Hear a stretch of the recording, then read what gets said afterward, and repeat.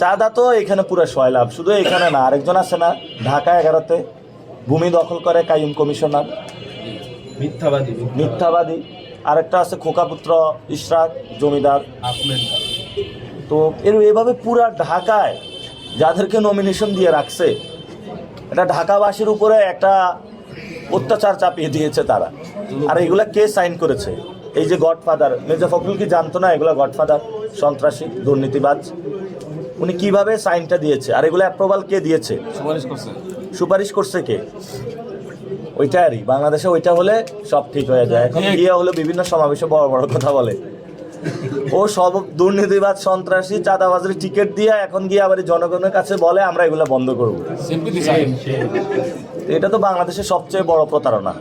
এজন্য আমি বলেছিলাম দুর্নীতি, সন্ত্রাস, চাঁদাবাজি যারা এই বাংলাদেশে, এগুলার যদি গডফাদার খুঁজতে যান তাহলে একজন ব্যক্তিকে খুঁজে পাবেন যে দেশে নামছে হলে বেল্ট পরে ইন করে, এখন ইন খুলে গেছে, এখন জনগণের কাছে গেছে। তো জনগণকে ফেস করুক তারা, ইনশাল্লাহ বাংলাদেশে পরিবর্তন হবে।